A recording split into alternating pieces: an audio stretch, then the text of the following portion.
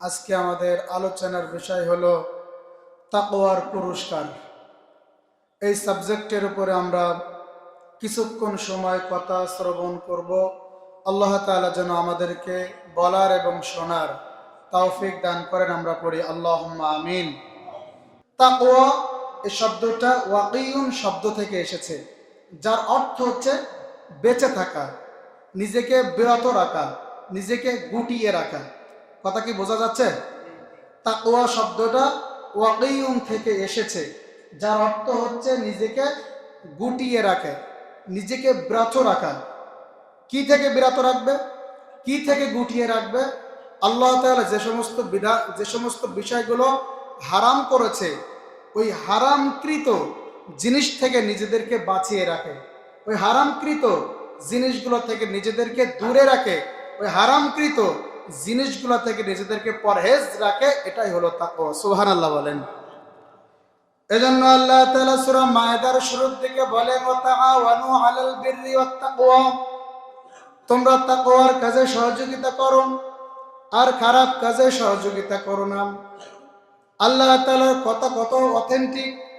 প্রিয় ভাইরা আমার, একটু চিন্তা করেন, আল্লাহ তাআলা যে বিষয়গুলো হারাম করেছেন, আল্লাহ তাআলা যে বিষয়গুলো নিষিদ্ধ করেছেন, নিষিদ্ধ জিনিসগুলা থেকে, হারামকৃত জিনিসগুলা থেকে নিজেদেরকে বাঁচিয়ে রাখার নাম হলো তাকওয়া।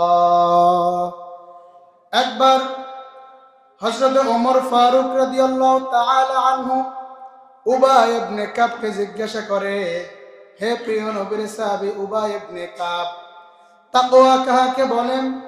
আল্লাহর ভয় কাকে বলে? আপনি আমাকে একটু বলেন। উবাই ইবনে কাব বলেন, হে আমিরুল মুমিনিন উমর, তাকওয়া কাকে বলে? তাকওয়ার পরিচয় কি? তাকওয়ার নিদর্শন কি তুমি জানতে চাচ্ছ? তাহলে শোনো, তোমাকে একটা যুক্তির মাধ্যমে তাকওয়া কাকে বলে বোঝাই। সুবহানাল্লাহ বলেন। উবাই ইবনে কাব বলে, ওমর, তুমি কি কখনো ঘন কাঁটাওয়ালা জঙ্গল পাড়ি দিয়েছো নাকি? ওমর বলে, হ্যাঁ বালা নাম, আমি অবশ্যই ঘন কাঁটাওয়ালা জঙ্গল পাড়ি দিয়েছি। উবাই ইবনে কাব বলে, তুমি যখন ঘন কাঁটাওয়ালা জঙ্গল পাড়ি দিয়েছো, তখন তুমি কিভাবে পাড়ি দিয়েছো?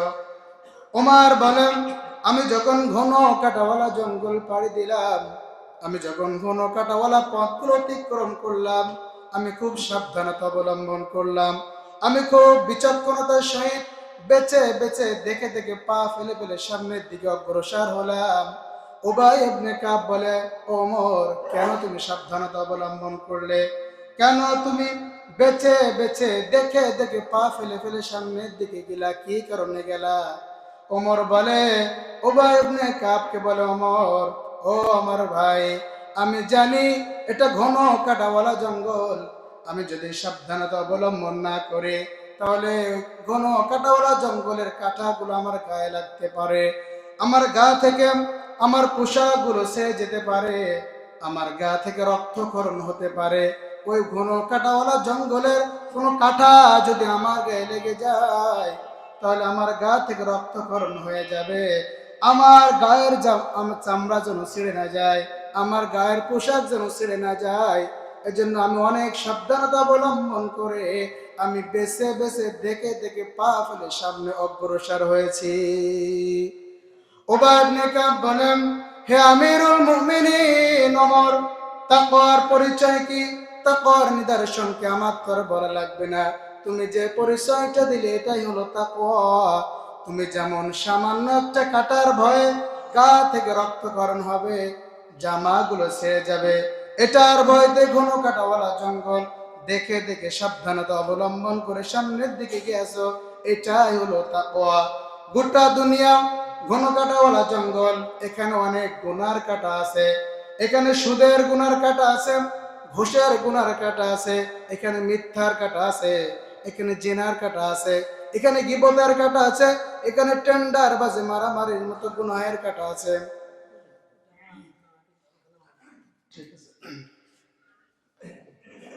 এখানে অনেক গুনাহের কাটা আছে। এই গুনাহের কাটা থেকে নিজেকে এমন ভাবে পরহেজ রাখতে হবে, এমন ভাবে জীবনটা পরিচালনা করতে হবে যেন তোমার গোটা জীবনের ভিতরে কোনো গুনাহের কাঁটা তোমার গায়ে না লাগতে পারে। সুবহানাল্লাহ বলেন। এটা হলো তাকওয়া। এখানে অসংখ্য গুনার কাঁটা আছে, এই অসংখ্য গুনার কাঁটার ভিতর থেকে তোমাকে চলতে হবে, একটা গুনাহ যেন তোমার গায়ে না লাগতে পারে। কারণ মনে রাখবা, জঙ্গলের কাঁটা তোমার গায়ে যদি লাগে তোমার জামা ছেড়ে যাবে, তোমার গা থেকে রক্তক্ষরণ হবে। আর দুনিয়ার গুনার কাঁটা যদি তোমার গায়ে লেগে যায় তাহলে জাহান্নামে তোমার ভিতর তোমার গা থেকে রক্ত ঝরবে, জাহান্নামে আজীবন তোমাকে শাস্তি পেতে হবে। এজন্য এমন ভাবে নিজেকে পরহেজ রাখবা যাতে গুনার কাঁটা তোমার গায়ে না লাগে। এটি হলো তাকওয়া। এবার আমি যদি বলি ভাই, আমরা একটু নিজেদের কাছে জিজ্ঞাসা করি, প্রত্যেকের নিজেদের কাছে জিজ্ঞাসা করি, আমরা কি আমাদের ব্যক্তি জীবনে, পারিবারিক জীবনে, সামাজিক জীবনে, অর্থনৈতিক জীবনে, রাজনৈতিক জীবনে, তারপর আন্তর্জাতিক জীবনে সব জায়গায় কি আল্লাহর বিধানগুলো মেনে চলছি? আল্লাহ যে বিধানগুলো হারাম করেছে, যে বিধানগুলো নিষিদ্ধ করে দিয়েছে, এই নিষিদ্ধ জিনিসগুলো থেকে কি আমরা পরহেজ থাকতে পারেছি? যদি আমরা তাই না পারি, ওই হারামকৃত জিনিসগুলো থেকে নিজেকে যদি মুক্ত না রাখতে না পারি, তাহলে আমরা এখনো তাকওয়াবান হতে পারি না। আল্লাহ বলছেন হাক্কা তুকাতিহি, ভয় করার মতন ভয় করো, যেভাবে আল্লাহকে ভয় করা উচিত সেভাবে আল্লাহকে ভয় করো। কারণ আমি ইমানদার বলে দাবি করলাম, শুধুমাত্র মসজিদে আসলাম, নামাজ পড়লাম, আল্লাহকে ভয় করলাম, এরকম কি বিষয়টা এরকম নাকি? না। এই মসজিদে যেমন আল্লাহকে ভয় করছেন, বাড়ি গিয়েও, মসজিদের বাইরে গিয়েও সব জায়গায় কাকে ভয় করতে হবে? জোরে বলেন, কাকে ভয় করতে হবে? আল্লাহকে ভয় করতে হবে। যদি আপনি আল্লাহকে সব জায়গায় ভয় করতে পারেন তাহলে আপনি ইমানদার। আল্লাহ বলছে হাক্কা তুকাতিহি, শুধু মসজিদে ভয় করলে হবে না, ভয় করার মতন ভয় করতে হবে। আপনি মসজিদে আল্লাহকে ভয় করলেন আর বাইরে গিয়ে আল্লাহরে ভয় করলেন না, এটা কি ভয় করার মতন ভয় করা নাকি? না, সব জায়গায় আপনাকে আল্লাহকে ভয় করতে হবে। আপনি যদি সব জায়গায়, পরিবারে, সমাজে, রাষ্ট্রে, আপনার গোটা লাইফে সব জায়গায় যদি আল্লাহকে ভয় করে চলতে পারেন, আল্লাহর নিষিদ্ধ জিনিসগুলো আপনি ছেড়ে দিতে পারেন, আর আল্লাহর হালালকৃত জিনিসগুলা, আল্লাহর বৈধ জিনিসগুলা গ্রহণ করতে পারেন, আর আল্লাহর দেওয়া যে নিষিদ্ধ যে বিষয়গুলো আছে এই বিষয়গুলো যদি আপনি ছেড়ে দিতে পারেন, তাহলে আপনি উপকার পাবেন 10টা। আওয়াজ করে বলেন কয়টা?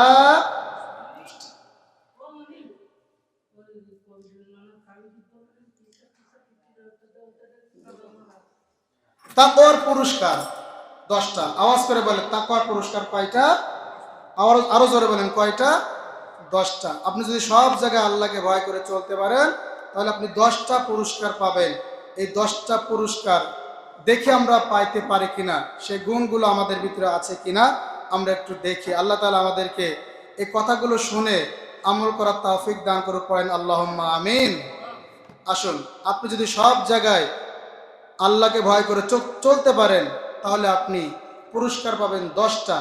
নাম্বার 1, সংকট থেকে আল্লাহ তাআলা আপনাকে উদ্ধার করবেন এবং অভাবেই তো রিজিক আল্লাহ আপনাকে দান করবে। সুবহানাল্লাহ বলেন।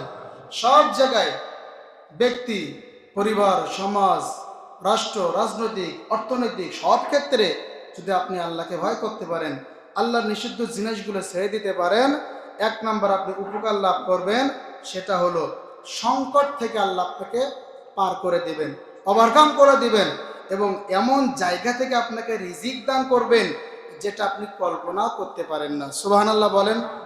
এটা আল্লাহ পারে কি পারে না? যে বলে বললেন তো মনে আছে পারেনি। কি পারে?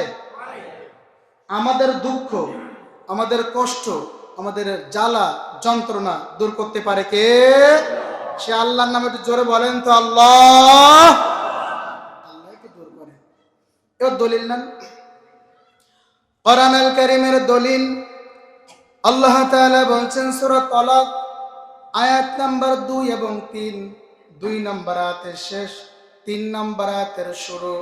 আল্লাহ তাআলা বলছেন ওয়া মাইয়াত্তাকিল্লাহা ইয়াজআল লাহু মাখরাজা ওয়া ইয়ারযুকহু মিন হাইসু লা ইয়াহতাসিব। পড়েন আল্লাহু আকবার।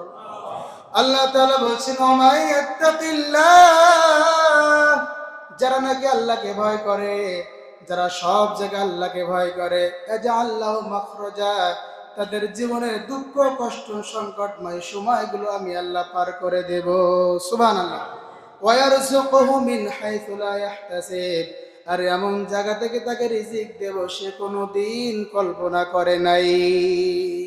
কল্পনা করেননি আপনি, আপনি ভাবতেই পারেন না এমন জায়গা থেকে আমার রিজিক আসতে পারে। আপনি গাড়িওয়ালা, আপনি গাড়ি নিয়ে বসে আছেন, ঘড়ি ধরে আছেন, সকালবেলা থেকে একটা প্যাসেঞ্জার হলো না, আপনি বসে আছেন, হতাশ হয়ে গেছেন, আরে 12টা বাজতে যায়, শুই শুই আজকে 1 টাকা ভাড়া হলো না। হঠাৎ করে দেখা যায় কোন একটা ফোন আসে, ভাই একটা রিজার্ভ ভাড়া যাবা নাকি? শুধু যাবা, ওখানে একটা দাওয়াত আছে, 5টা লোক নিয়ে যাবা, খাওয়া দাওয়া চলে আসবা, দেখা যাচ্ছে সারাদিন টাকা হয়ে যায়। এরকম হয় কি হয় না? কথা বলে না, হয় কি হয় না? আপনি কি কল্পনা করিলেন এই দুপুরের সময় আমার ভাড়া হবে? আপনি তো কল্পনা করেন নাই। আল্লাহ বলছেন ওয়ায়ারযুকুহু মিন হাইসু লা ইয়াহতাসিব, এমন জায়গা থেকে ওকে আমি রিজিক দেব, এমন জায়গা থেকে আমি ওকে খাবার দিয়ে দেবো, ও চিন্তাও করে নাই, ও কল্পনাও করে নাই আজকে আমার এরকম জায়গা থেকে একটা ইনকাম আসতে পারে। আল্লাহু আকবার বলেন। আমাইয়াত্তাকিল্লাহ, যারা নাকি আল্লাহকে ভয় করে। সব জায়গায় আপনি আল্লাহকে ভয় করেন, আল্লাহকে খাওয়াতে পারে না? জোরে বলেন, খাওয়াতে পারে না? এবার একটা হাদিসের দলিল নেন, সুনানে বাইহাকির হাদিস 5291 নম্বর হাদিস। আব্দুল্লাহ বিন ওমর রাদিয়াল্লাহু তাআলা আনহু, ওমরের সন্তান আব্দুল্লাহ বিন রাদিয়াল্লাহু তাআলা আনহু মদিনার উপকণ্ঠ দিয়ে একদিন হেঁটে যাচ্ছেন। যাইতে যাইতে তার সাথে তার কিছু সাহাবী, তার সাথে তার কিছু সাথীও আছে। তিনি মদিনার উপকণ্ঠে হাঁটতে হাঁটতে হাঁটতে হাঁটতে হঠাৎ করে তার সাথীরা একটু ক্লান্ত হয়ে গেল, ক্ষুধা লেগে গেল, যার ফলে তার সাথীরা খাবার খাওয়ার জন্য দস্তরখানা পাতলো। কি পাতলো?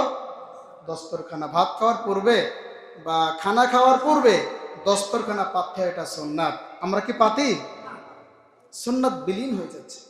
যখন খাবেন, খাওয়ার পূর্বে একটা গামছা অথবা যে কোনো একটা কাপড় রেখে দিবেন, যেটার পরে আপনি খাইতে খাইতে যদি কোনো খাদ্য পড়ে যায় ওইটার জন্য পরবর্তী তুলে আপনি খাইতে পারেন।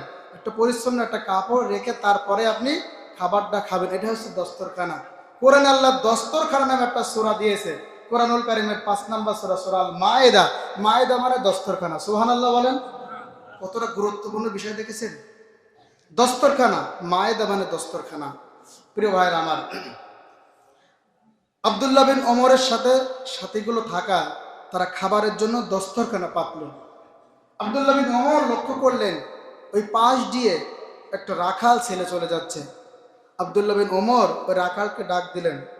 ওই রাখালকে ডাক দিয়ে বলছে, রাখাল আসো, আমরা খাওয়া দাওয়ার করব, তুমি আসো আমাদের সাথে বসে, আমাদের সাথেও তুমি নাস্তা করো, তুমি খাও। তখন ওই রাখাল কি বলল? রাখাল বলল যে আমি খাবো না, আমি রোজা আছি, আমি আল্লাহ তাআলার জন্য রোজা রেখেছি, আমি খাবো না, আপনারা খান। তখন আব্দুল্লাহ বিন ওমর বলছে, তুমি এটা কি বলো? এই প্রচন্ড রোদের ভিতরে, তাপদাহ, এই খরা চলতেছে, আরো তুমি রাখাল, তুমি এই বালুর ভিতরে, পাহাড়ি এলাকায় তুমি ছাগল চড়াচ্ছ, আবার এই প্রচন্ড রোদের ভিতরে তুমি রোজা রেখেছো, তার মানে কি? তখন ওই রাখাল বলে, দেখেন আমি সেই 0 দিনের জন্য, সে আখিরাতের জন্য, যেদিন কোনো আমল করার সুযোগ আর থাকবে না, আমি সেই দিনের জন্য কিছু অগ্রিম পুঁজি করে রাখছি। সুবহানাল্লাহ বলেন, জোরে বলেন না সুবহানাল্লাহ। কি তাদের ইচ্ছা, কি তাদের টেন্ডেন্সি, আর আমাদের কি ইচ্ছা? আমরা সুযোগ পাইলেই কি টাকা কামাইতে হবে, সুযোগ পাইলেই ধান্দা, সুযোগ পাইলে আর একজনকে বাস দিয়ে দেয়। তবে টেনশন করার দরকার নেই, বাস এখন আর মানুষ দিচ্ছে না, এখন মানুষ বাসও খাচ্ছে। কি হাসলেন কেন? এই মনিরামপুর না কেশবপুরের দিকে একটা লোক, যে বাঁশের যে কোর যখন নতুন বেরি, তখন কি বলে, ওর কোর বলে না, ওইগুলো তো নরম থাকে নাকি, ওই কোর উনি পরিষ্কার করি ওই আমের মতন, পেয়ারার মতন, তারপরে মানে যেরকম ঝালাই করে বিক্রি করে না, ওই রকম বাঁশের কোর ঝালাই করে দিতেছে। বাঁশের কোর নরম তো, ফাইন করে ধৌত করে কেটে দিয়ে মাল মেডিসিন দিয়ে ওটা ঝালাই করে মানুষের কাছে বিক্রি করছে, আর যারা খাচ্ছে বলছে সেই টেস্ট, সেই লাগছে। তাহলে মানুষ আর বাঁশ টেস্ট এখন বাঁশ খেয়ে ফেলছে। প্রিয় ভাইরা আমার, তো এই রাখাল বলছে আমি রোজা আছি। এই রাখাল যখন রোজা রেখেছে এটা শুনে আব্দুল্লাহ বিন ওমরের একটা মনে প্রশ্ন জাগলো, কি রে এই ব্যক্তিটার তাকওয়া এত বেশি, সে ছাগল চড়াচ্ছে আবার রোজাও রেখেছে প্রচন্ড রোদের ভিতরে, তাপের ভিতরে, দেখি না তার তাকওয়ার একটু পরীক্ষা করা দরকার। আব্দুল্লাহ বিন ওমর বলছেন, হে রাখাল, আমরা তো রোজা নাই, একটা কাজ করো, এই যে তুমি ছাগল চড়াচ্ছ না, এখান থেকে একটা ছাগল তুমি আমাদের কাছে বিক্রি করো, নগদ টাকা তোমাকে দিয়ে দেব। আর যে ছাগলটা আমরা তোমাদের কাছ থেকে কিনবো, এই ছাগলটা জবাই করে, তুমি যেহেতু রোজা আছো, তোমাকে ইফতারের জন্য কিছু গোশত আমরা দিয়ে দেব, আর ছাগলের বিনিময়ে নগদ টাকা তোমাকে দিয়ে দেব। রাখালের তাকওয়া দেখেন, রাখালের আল্লাহর ভয় দেখেন। রাখাল তখন বলেন, ও আল্লাহর গোলাম, এই ছাগলের পাল তো আমার না, আমি তো রাখাল, ছাগলের মালিক আমি নই, আমি এখান থেকে না বলে তোমাকে দিতে পারবো না। আব্দুল্লাহ বিন ওমর বলে, ও রাখাল, এখানে অসংখ্য ছাগল আছে, একটা ছাগল যদি তুমি আমার কাছে বিক্রি করে দাও, তোমার মালিক তো দেখতে পাবে না, তোমার মালিক তো জানবে না। রাখাল তখন বলে, ও আল্লাহর বান্দা, আমার মালিক জানতে পারবে না ঠিক আছে, কিন্তু আল্লাহ কি দেখছে না? তিনি বলছেন, আমার মালিক দেখবে না ঠিক আছে, কিন্তু আল্লাহ কোথায়? ওমর, আব্দুল্লাহ বিন ওমর চিন্তা করে, রাখালের কি তাকওয়া, কি আল্লাহর ভয়। আব্দুল্লাহ বিন ওমর ওখান থেকে বেরিয়ে এসে বা কি করলেন, রাখাল ওই মজলিস থেকে উঠে এসে বলছে, আল্লাহ কোথায়, আল্লাহ কোথায়? আব্দুল্লাহ বিন ওমর চিন্তা করছে, রে একটা রাখালের তাকওয়া দেখো, রাখালের আল্লাহ ভীতি দেখো, আল্লাহকে কি পরিমাণ তিনি ভয় করতেছে। এবার আব্দুল্লাহ বিন ওমর বলা শুরু করলো, আল্লাহ কোথায়, আল্লাহ কোথায়? আব্দুল্লাহ বিন ওমর যেন পাগল পারা হয়ে গেল। এবার আব্দুল্লাহ বিন ওমর ওখান থেকে মদিনায় ফিরে আসলেন। আসার পরে রাখালের মালিকের সাথে যোগাযোগ করলেন। রাখালের মালিকের সাথে যোগাযোগ করে ওই গোটা পালকে, গোটা ছাগলের পালকে তিনি নিজের টাকায় কিনে নিয়ে ওই রাখালকে তিনি হাদিয়া দিয়ে দিলেন। আর বললেন, এটা আমি তোমাকে হাদিয়া দিলাম, এর কারণে আমাকে কোনো পারিশ্রমিক দেওয়া লাগবে না। তোমার তাকওয়া দেখে, আল্লাহ ভীতি দেখে আমার এত ভালো লেগেছে, যাও যাও যাও, এই মালিকের দাস হয়ে তোমার থাকা লাগবে না, মালিকের কৃতদাস তোমার তা থাকা লাগবে না, এই ছাগলগুলো তোমাকে দিয়ে মুক্ত করে দিলাম, মালিকের টাকা আমি পরিশোধ করে দেবো, আজকে থেকে তুমি আজাদী জীবন বক্ষণ করো। সুবহানাল্লাহ। রাখাল দেখেন তাকওয়া, আল্লাহকে ভয় করেছে, আল্লাহকে এমন ভাবে ভয় করেছে, সে ছিল দাস, একজনের কৃতদাস, কিন্তু আল্লাহ তাআলা তার গোলামের মাধ্যমে রাখালকে আজাদ করে দিলেন। সে কিন্তু কোনোদিন ভাবে নাই এই ছাগলের পাল আমার হয়ে যাবে, ছাগলের পালের মালিক একদিন আমি হবে, কোনোদিন ভাবছিল? কোনোদিন ভাবে নাই। তো আপনি আমি যদি আল্লাহকে এমন ভাবে ভয় করতে পারি, আজকে যদি আমাদের এরকম একটা ছাগলের পাল থাকতো কি, আর এরকম চান্স যদি আমরা পাঠান, এই তোর তো সে মালিক গেছে কনে, তার ঠিক নেই, তুই একটা ছাগল বিক্রি করে দে, মালিক যদি জিজ্ঞেস করে ছাগল কই, বলো একটা কনে হারাই গেছে, কিডা জানে কনে, শগুন বাঘ ভাল্লুকে খেয়ে বেলাইস, কিডা জানে, আমি জানি না, একটা ছাগল গেলে কি হয়। আমরা তো এই চান্সে ঠিকই একটা মানে বের করে দিতাম কিনা বলেন? আমরা যে কোয়ালিটির লোক আর কি, বাস্তবতার আলোকে বলছি। কিন্তু আপনি যদি সব জায়গায় আল্লাহকে ভয় করতে পারেন, ভাই ওই রাখালের মতন আপনাকে আল্লাহ হেফাজত করতে পারে না? জোরে বলেন, পারে না? অবশ্যই আল্লাহ আপনাকে হেফাজত করতে পারে। তাহলে কেন আমরা আল্লাহকে ভয় করি না? কেন আল্লাহর ভয় আমাদের হৃদয়ে আসে না? কেন আমরা হারাম পথে জড়িয়ে যাই? কেন আমরা হারামের দিকে ছুটি? তাহলে আমাদের তাকওয়ার 1 নম্বর পুরস্কার কি?